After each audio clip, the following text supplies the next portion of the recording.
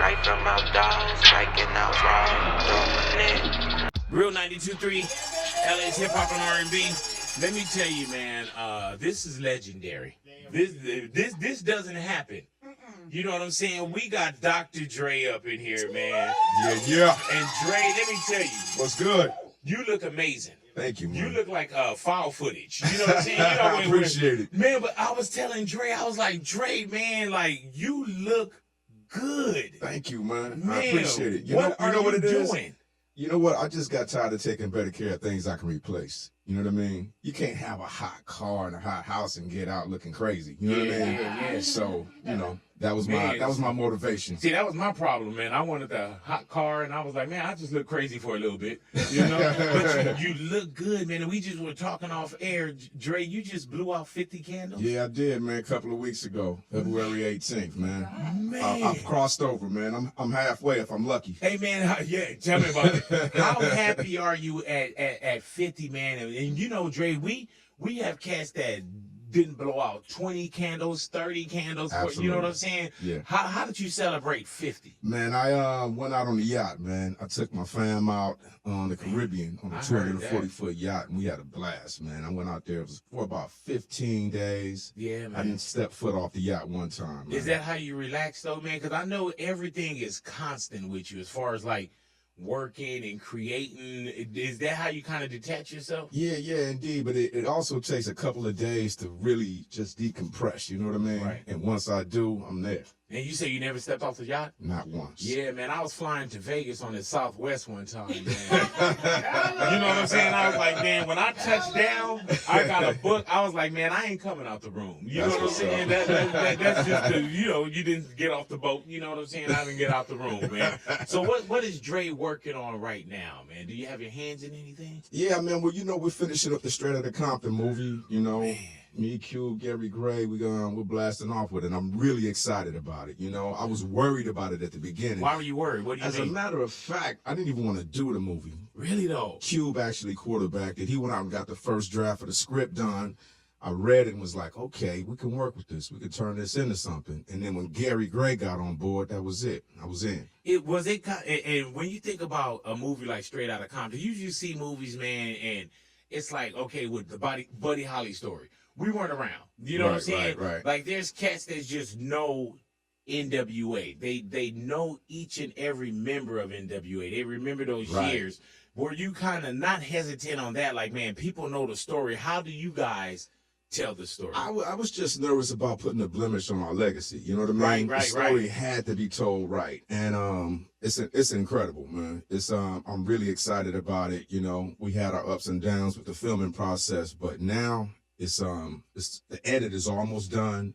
We're working on music and what have you, and I think everybody's gonna appreciate it, especially everybody from Los Angeles. Man, we had a conversation with Cube, and I was like, Cube, I said, man, was it crazy seeing yourself? And Dre, just knowing those times, was it crazy? Like, man, I live this. Yeah, man, you have no idea. It was freaking me out sometimes, to be perfectly honest with you.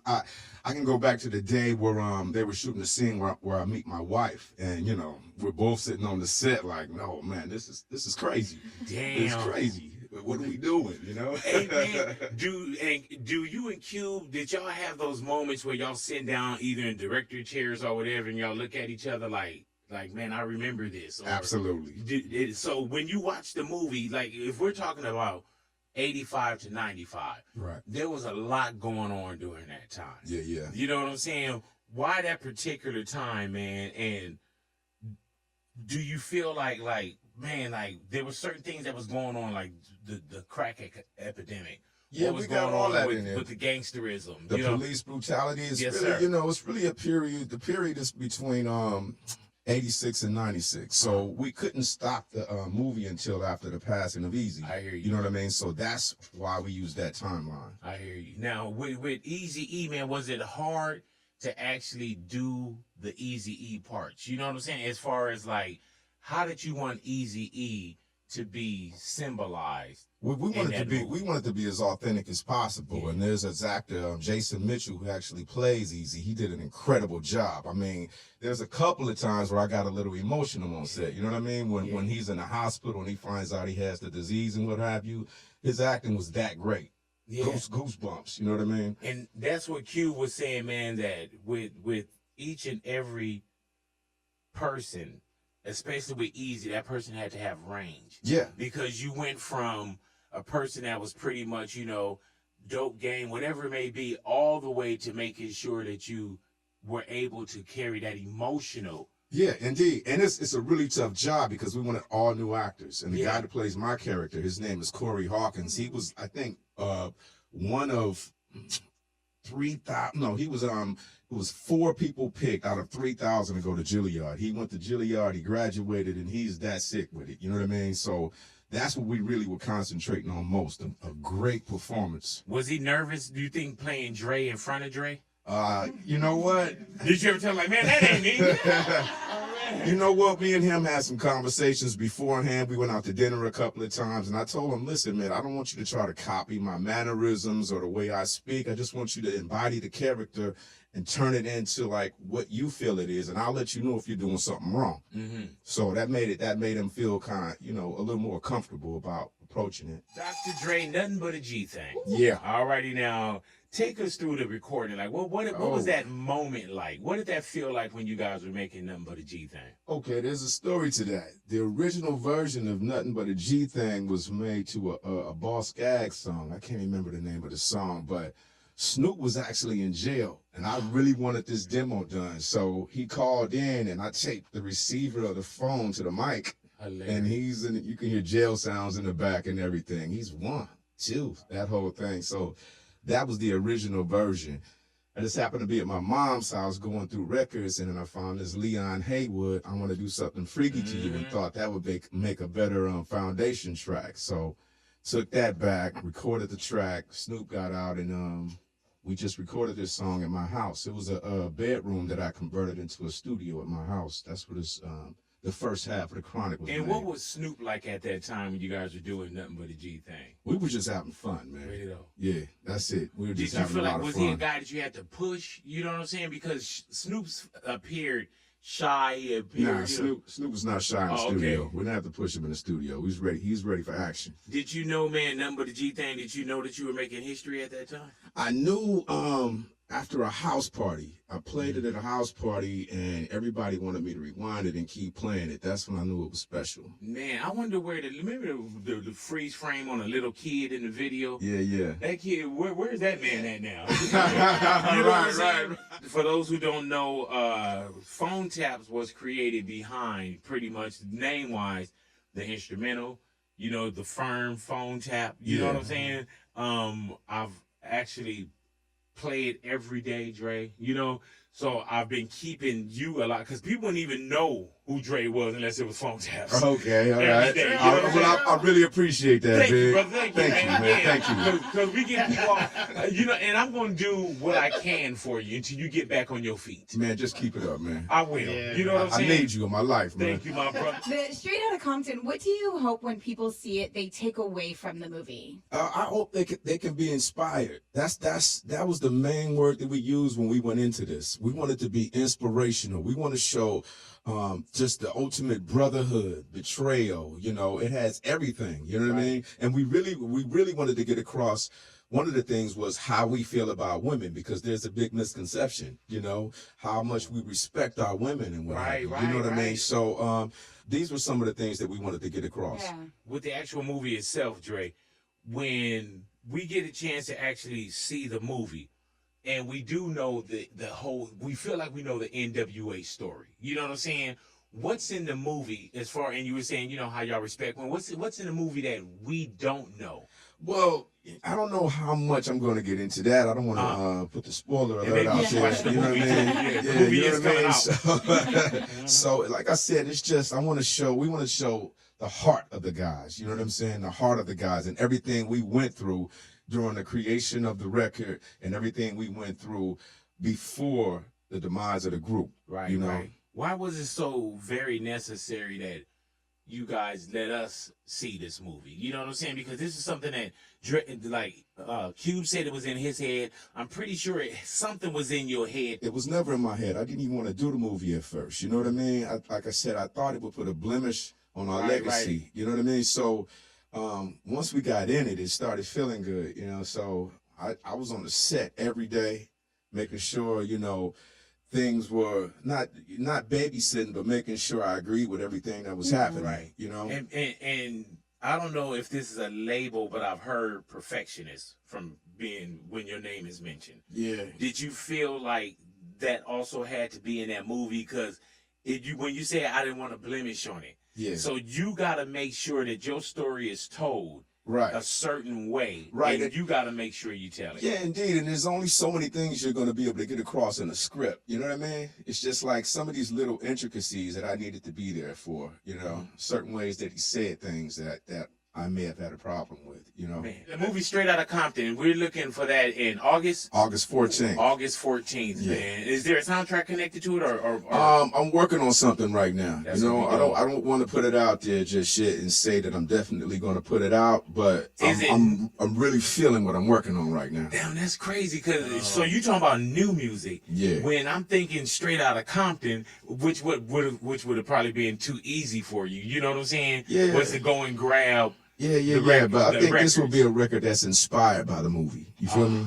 Hell yeah. Now, speaking of the movie itself, man, did you get a chance to actually speak with Eazy-E before Eazy-E passed? Like, yes, I did. What was your relationship? Yes, I did.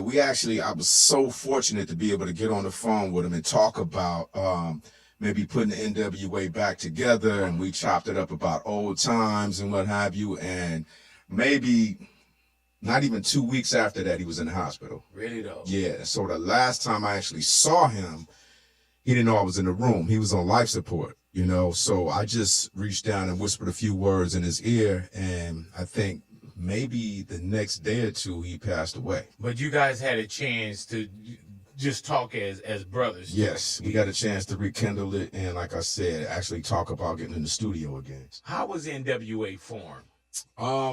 Well, NWA was formed just out of friends that got together and decided to make a group, you know.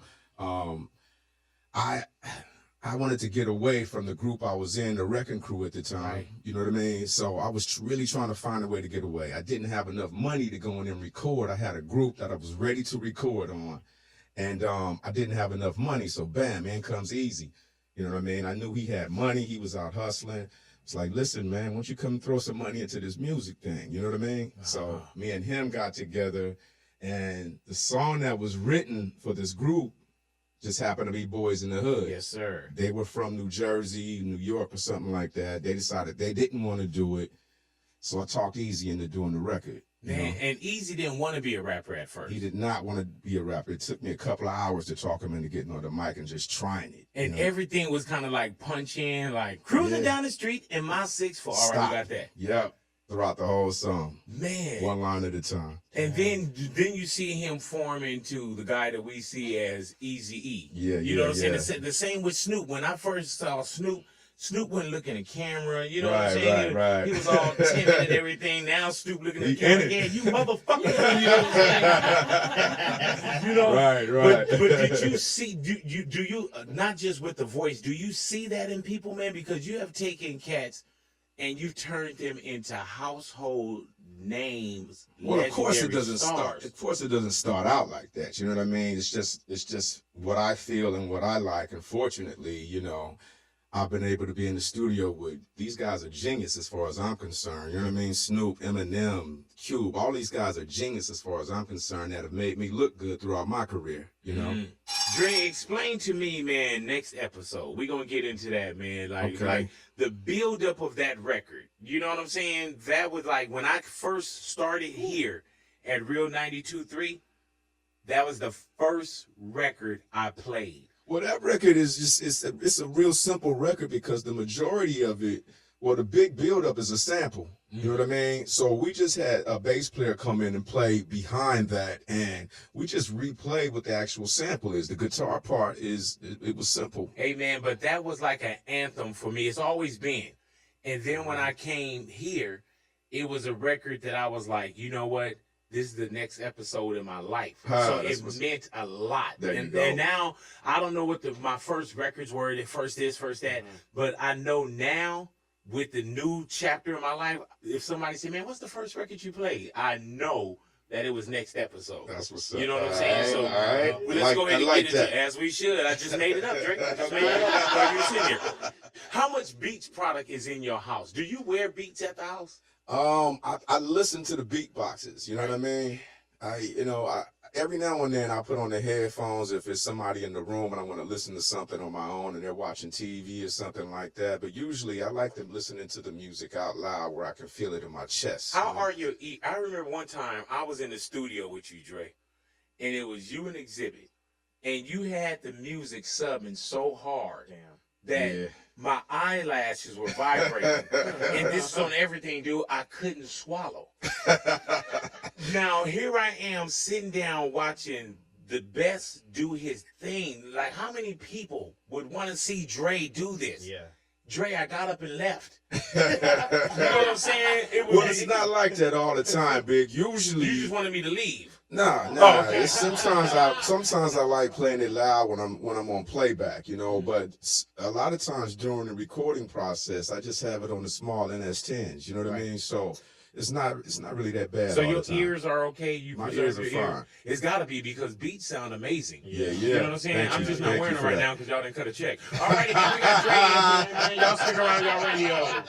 Hi, my name is. Okay. All righty now. This is the first record that you recorded with Eminem. Yeah. All right, and so you find this cat, you hear it, you get into a room with him, man. Like when you first hear Eminem over your instrumental for that particular record, what does that feel like? Man, it's amazing. You know what I mean? Because it's always refreshing to know that the artist that you're working with is going to enhance your track. You know, it's something that you just kind of wait for because, and working with him is crazy. He never lets me hear what he's going to say until he gets on the mic. Really though? Yeah. So Are there times when you push away from the board or something? You're like, oh my lord. Yeah. My face has been in my hands on a numerous amount of times. You know what I mean? Has there ever been a line or something where you just like, man, we can't, or you just let them get? No, you gotta let the artist go, man. You know what I mean? Damn. Yeah. So it's never been a pull. I won't ask you the line, but it's never been that time where you pull them back or been like, man, maybe. Yeah. Right. We've had a couple of sidebars. You know what I mean? Like, oh man, this is pushing the envelope Like, here. you You sure? know? Man, I wonder what's pushing the envelope Yeah. with Eminem with some of the stuff that we heard. We can Like, talk about it off here. I don't even want to hear it. 'Cause something happened. I don't even want to tell. Big boy in the morning. It is going down. We got Dr. Dre up in here, man. Yeah. Dr. Dre, what do you remember the most about The Chronic? Now, The Chronic, we say classic.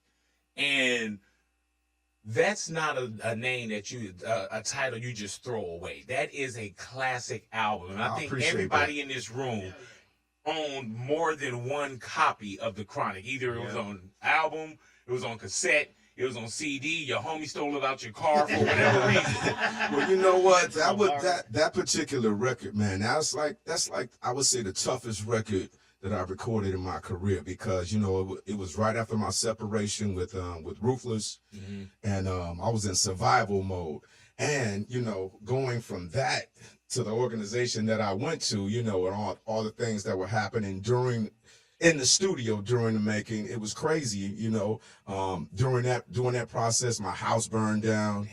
I was shot in the legs, you know what I mean? Damn. And I was in the studio on crutches for a couple of weeks, So it was a lot that went into that record. It was blood, sweat, and beers that went into it, you know what I mean? And so that's one of those records that I don't even listen to anymore. Really? Yeah. Is it emotional? Do you listen? Like, why not? I just don't really like being taken back to that era. I hear you. You know what I mean? I hear you. What was it like, Dre, when you first knew of the guy that we know as Snoop Dogg? Like what brought you to Snoop? It was incredible. It was incredible.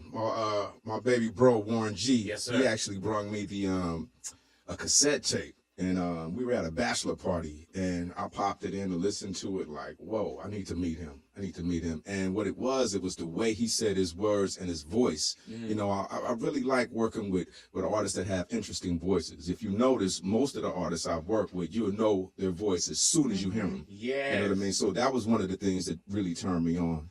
Man, and with Snoop, when you guys get into the studio, did you know that did it feel like you were making history, or did it feel like you were just making a record at the time? It just felt like we were making something exceptional. Really though? You know, yeah. Man, and the vibe in the studio, as far as, you know how, like, The Chronic is one of those albums that it had to be a moment in time. Yeah. And then when you fast forward, you don't try to recreate The Chronic, but now you got something that we put so high on a pedestal. Yeah. You know what I'm saying? And you can't go back to that same feeling in your stomach, the same feeling in your head, the bullet in your leg. You know what I'm saying? It was just a moment. You know what I mean? Like most of these records that I've made are just for that moment. You know, NWA records, they're just for that moment. You know, so and that's how I treat it. I never go back and listen to the records. I've never listened to any of my records. You know, once they come out, it's business. Really though? Yeah. So when you even got to perform, do you have to go back and listen to it and like, okay? Yeah, I have to go back and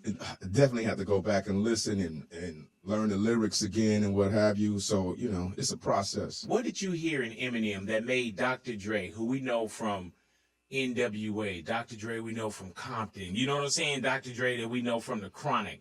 What made you hear something in Eminem where you say, man, it's this Caucasian rapper out of Detroit? Well, first of all, I didn't know he was Caucasian when I heard it. You know what I'm saying? When I heard it the first time, I just love the delivery. I love his concepts and what he was talking about, because it was just crazy. You know what I mean? I found out a couple of days later that he was a white cat. You know what I mean? Right. So then I'm like, wow, I got to meet him. I got to meet him.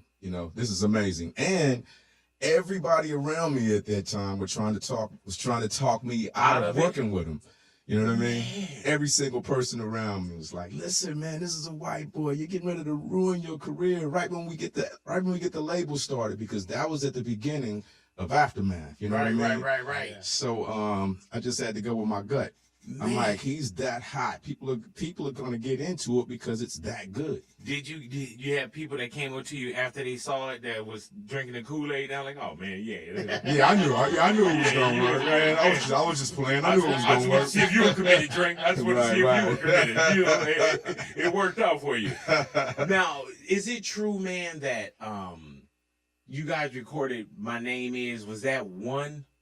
Like y'all first kind of studio session together? That was the first 10 minutes. Good Lord have mercy. Yeah, I had this sample ready because I thought it was something that he would sound good on.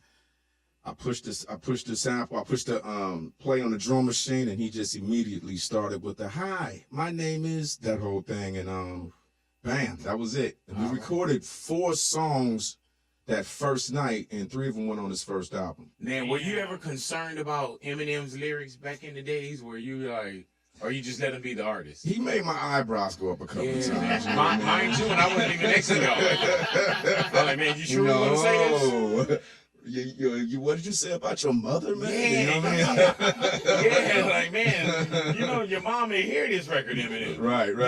What's your relationship like now? We're the best of friends, man. That's dope, yeah, man. Absolutely. That's dope. And you get a chance to see someone grow as a person also. Yeah. You know what I'm saying? Absolutely. And that's got to be great when you see trials and tribulations. You know what I'm saying? And then with somebody like, okay, I think he's in a good place. Is Eminem in a good place right now? He's happy. He's happy. Oh, man, I was getting ready to say he's happy as shit right now. Bro, he is happy as shit. But you know what? You can beat that? Yeah, okay. He should be happy as shit. You know what I'm saying? Yeah, he's happy. I heard that Dr. Dre forgot about Dre. Yeah. Now, what was this a statement record for you? Not really, you know what I mean? It became that, This was a record. This is actually one of the few times where the lyrics were written before the track. So we had to, Eminem actually wrote that. He came in and was like, I got this song I wrote for you. So we had the problem of trying to figure out what the track was going to be to the lyrics. And it was a little bit difficult because I'm not doing it that way. But we made it happen. Man, now with the actual record that we did get a chance to hear. You know what I'm saying? When we think about Forgot About Dre, that's one of those records everybody try to rap. You know what I'm saying? Everybody got a part that they slaughter. Okay. You know? But also, man, when you say give me one more platinum plaque, fuck rap, you can have it back, you still went and got other platinum plaques. You know what I'm saying? I mean, you know, come on, Big. You put me on the spot with that one. Stop playing. Right. Dr. Dre, I remember years ago, I had a billboard up. And you asked me, you pulled me to the side. We were at Exhibit's video shoot. Oh, you bringing this up. Yeah. Okay, come on, let's go. And he was like, he said, hey, Big, he said, how did they do that billboard, man? I'm like, which one? He's like, the splits. How did they do like your legs and put your head on that body? And I was like, Dre, I said, that was me. And he was like, no, man, get the F out of here. Get the F out of here. You know what I'm saying? And so it was Philip Atwell and you. Yeah. And I was like, man, so Fuzzy comes in, and, you know, I'm going to tell you the trickery now. Fuzz is like, man, that's not him, but that's his part.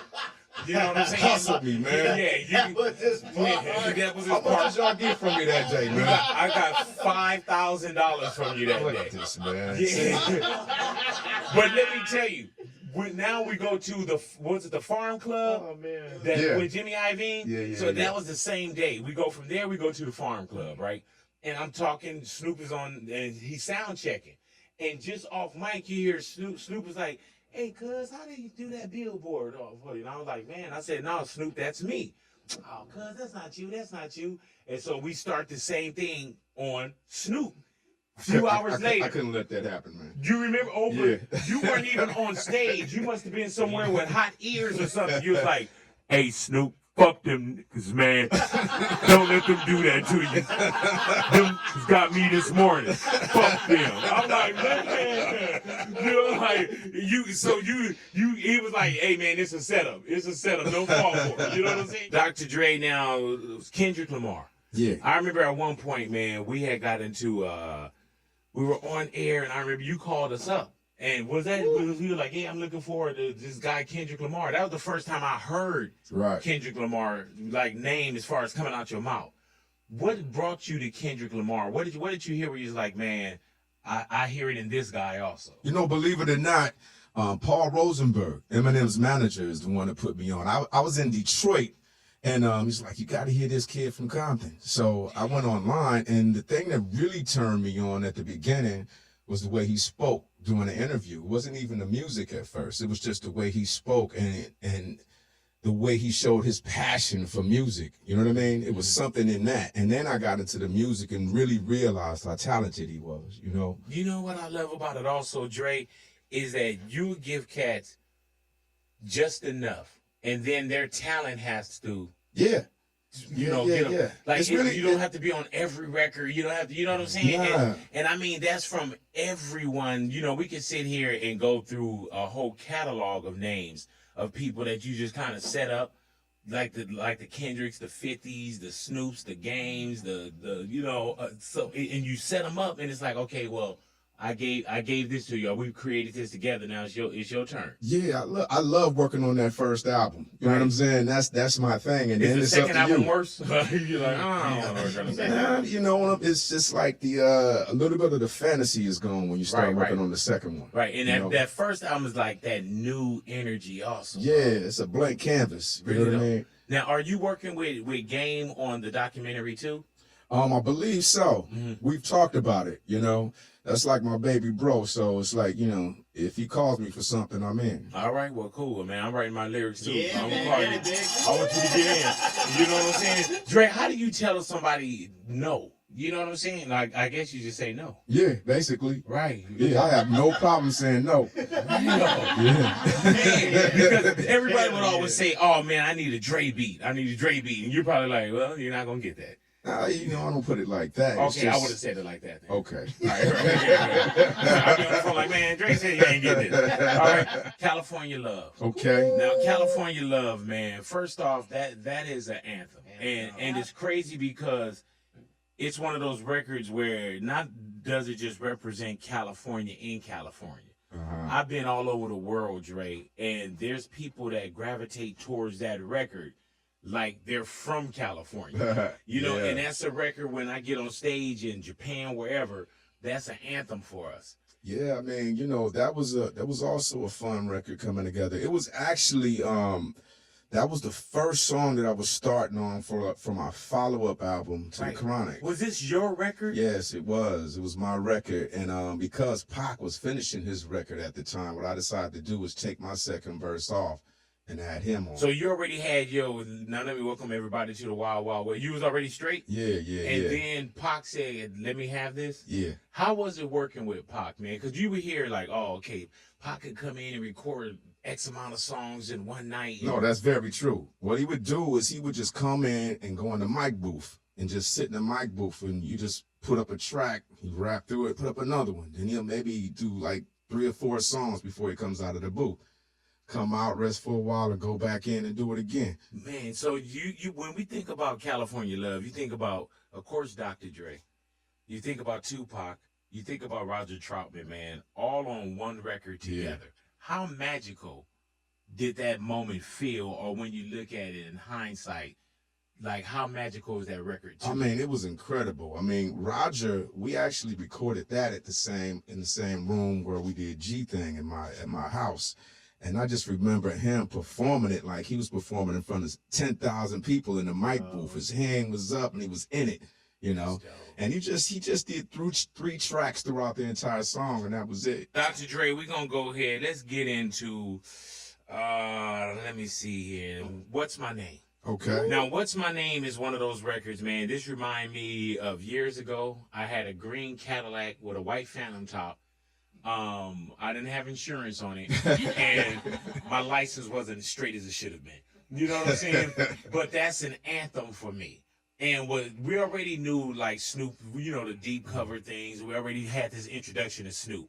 But was that a record you purposely put together as another like a real introduction to the world? Like, we'd never forget that name. Well, no, it wasn't an introduction. It was just another song that we did. It just turned into that. You know what I'm saying? We just did it. It was just another song that we were doing for the album, Damn.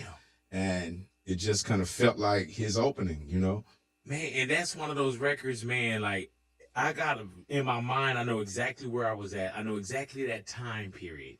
You know what I'm saying? I know what the video looked like. I know what my life was about at that moment. Right. And that's what songs are, man. It like soundtracks to certain parts of your life. Yeah. And this one right here, man, Snoop, this is my favorite record from Snoop. That's man. what's so up. Kendrick Lamar, hell of a run. You know what I'm man. saying? And it looked like the dude is just about to start running again. We see the Pimp a Butterfly. Man, isn't that album incredible? Yeah, man. He put together an amazing album, man. You know what it is also, Dre?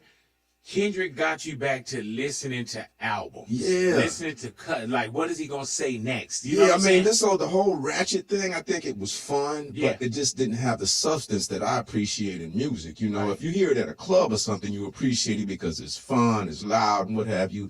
But as far as the substance in hip-hop, Kendrick is bringing us back to that. Did you get a chance to hear a lot of To Pimp a Butterfly before we had a chance to hear? Yeah, I did. I went over to the studio and he played me a lot of the album, and I'm just like, wow, this is incredible. Man, so you still impressed. You're like, man, like this is it. I'm pretty sure that means something to someone. Yeah, not only am I impressed, it's like making me want to go back and get on my grizzle. You know what I mean? I got to get back in the studio myself. Man, do you feel like, Dre, like, man, you've done so much musically that, not that you want to tap out, you know what I'm saying? But do you feel, that's just like a boxer. Boxer want to get back in. You know what I'm saying? Which is a bad reference. But because you're still hot. No, you know what it is, Big? It's like a drug for me. You know what I mean? I don't feel like I've made my best record yet. Right. You know what I mean? So I'm chasing that. Now, how many songs do you think you recorded? Ooh. Do you erase still? Like, man, like. Every now and then I erase, but I have no idea how many songs I've recorded. Because you're always in the studio.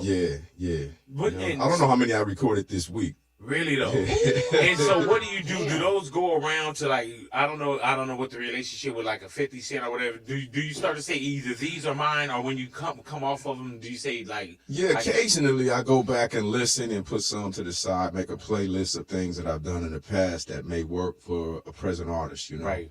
How's your relationship with 50 Cent? It's good. How was it in the club, man? Did you know that that's one of those records again, man, where it's like, damn, like this is a perfect record. And when you said voices and everything, even with 50 Cent, you know, the way they hear it sound, with the bullet in the face, you know what I'm saying? Like, did you know when? First off, what was the relationship with 50? How did you grab 50 Cent? You know what? Eminem. Damn. He introduced me to 50, and 50 was incredible when we were in the studio together for the first time. I mean, you know, we decided that I was going to do half of the first album and Eminem would do the other half. And my experience working with 50, it was only about 7 days in the studio. I spent 7, maybe no more than 9 days, I'm not sure, for my entire half. You know what I mean? Damn. He would put up a track, he would write it, spit it, and go, yo, put up another one, put up another one, put up another one.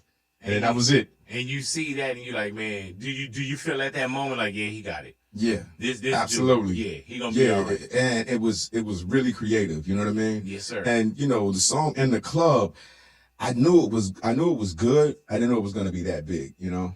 Is there any time, and we're gonna get it to In the Club, but is there any time there's a record where you just knew, like you get a feeling, but did you just like, is there a record where you knew? Yeah, there's been some of those records. You know what I mean? But I don't remember all of them. Yeah. But you know, and you shouldn't got too many damn hits. You know what I'm saying? You'll be in the car like, damn, I wish you would have said such and such. Turn back around. Let's go see Big Boy. Dr. Dre.